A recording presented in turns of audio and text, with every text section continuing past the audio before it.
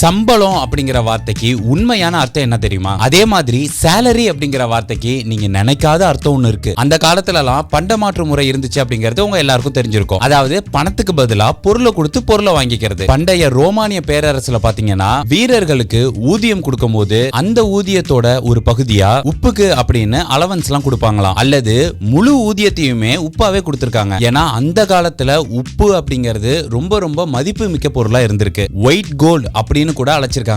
அதுக்கு காரணம் ஃப்ரிட்ஜ் எல்லாம் இல்லாத அந்த காலத்துல பாத்தீங்கன்னா உணவை பதப்படுத்துறதுக்கு, உதாரணத்துக்கு கறியெல்லாம் பதப்படுத்துறதுக்கு உப்பு ரொம்ப அவசியமா இருந்துச்சு. சாப்பாட்டை ருசியா மாத்துறதுக்கும் உப்பு தேவைப்பட்டுச்சு. அதோட உப்பை ஒரு மருத்துவ பொருளாவும் பயன்படுத்தி இருக்காங்க. இப்ப கூட கிராமத்து பக்கம் பாத்தீங்கன்னா உப்பை சுட வச்சு ஒத்தடெல்லாம் கொடுப்பாங்க. அவங்க இப்படி கொடுக்கிற ஊதியத்தை லத்தீன் மொழியில சாலரியம் அப்படின்னு சொல்லியிருக்காங்க. SAL சால் அப்படின்னா உப்பு, அதுதான் இங்கிலீஷ்ல சால்ட். இந்த சாலரியம் அப்படிங்கிற வார்த்தை தான் லத்தீன் மொழியில இருந்து இங்கிலீஷ்க்கு வரும்போது சேலரி அப்படின்னு சொல்ல ஆரம்பிச்சிட்டாங்களாம். இதுல என்ன ஒத்துமைன்னு பாத்தீங்கன்னா சம்பளத்துக்கும் இதே மாதிரி ஒரு காரணம் தான் சொல்லப்படுது. அந்த காலத்துல செஞ்ச வேலைக்கு ஊதியமா சம்பாவும், அதாவது சம்பா அப்படிங்கிறது பாத்தீங்கன்னா ஒரு உயர் வகையான நெல்லோட பேரு, அதோட சேர்த்து அலமும் கொடுப்பாங்களாம். அதாவது உப்பு விளைவிக்கிற நிலத்துக்கு பேரு உப்பளம் அப்படின்னு சொல்லுவாங்க.